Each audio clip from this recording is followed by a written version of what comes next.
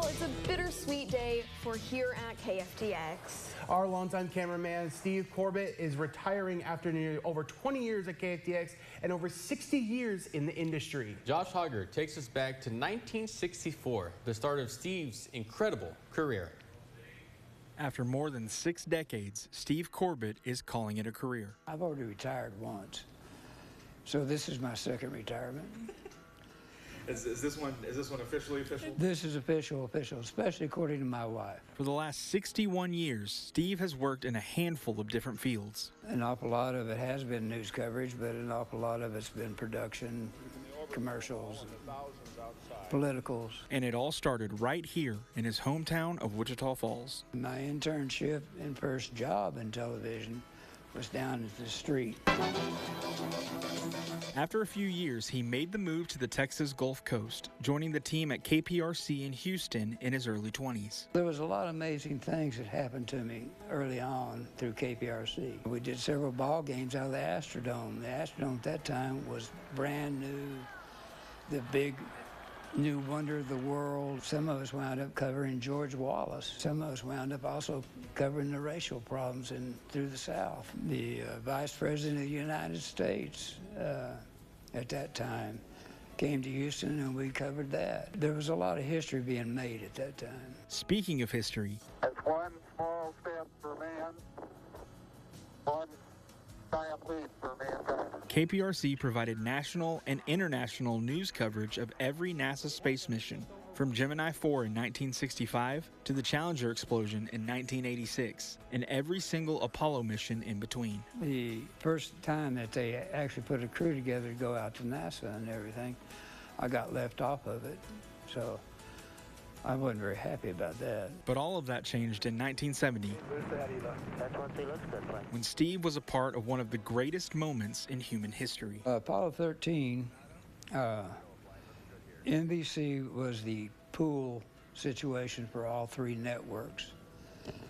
And an old-time director, Jack Dillon, for NBC, recommended that I be the lighting director on it. Steve and his crew from KPRC were off, first to Los Angeles, then to beautiful Hawaii. That was the nice part about it, because we got to spend 2 weeks in Hawaii, expenses paid. From there, Steve and his team headed to Pearl Harbor before Apollo 13 even left Earth's atmosphere, where they boarded the USS Iwo Jima. I had never seen an aircraft carrier before, and it's oh, wow, that's big. While astronauts Jim Lovell, Fred Hayes, and Jack Swigert were preparing for their mission to the moon, Steve and the team from KPRC had a mission of their own. Our remote trucks for video and everything else, and a lighting truck and all that, they were all pulled in the hangar bay. They were all parked down there. We had to assemble a studio in their hangar bay.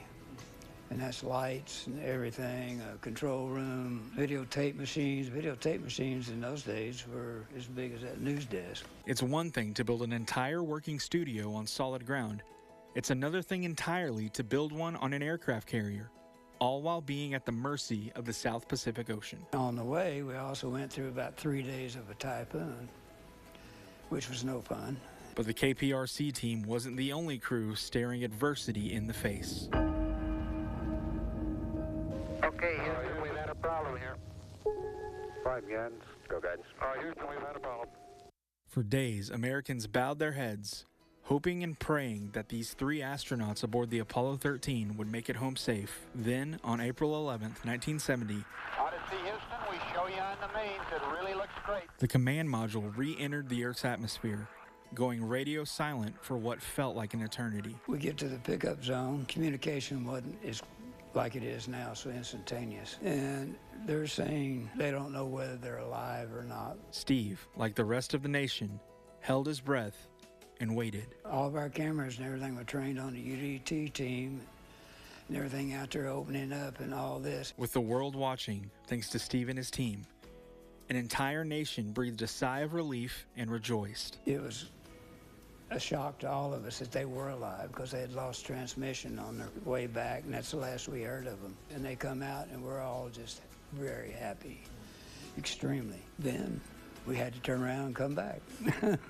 Even now, some 55 years later, it's the highlight of Steve's long, incredible career. That stands out as one of the most prominent things. You know, I was so young, and that normally doesn't happen. I felt like I was part of history. Steve spent the next several decades in production, film, and photography all across Texas and even beyond, before returning home to Wichita Falls. The reason why I came back was, you know, family. And in 2005, he joined the KFDX family, first as a photojournalist, before moving to the studio, where he's played a number of roles on the production team. Of course, you probably know him best for his cameos on the morning and noon newscasts. Things are going to be different around the studio without Steve, especially for the man himself. When I left the news department and came into video production, it took me a while to slow down from that. It's going to be kind of the same way. And it goes without saying, he will certainly be missed. I think my time spent here has been well spent.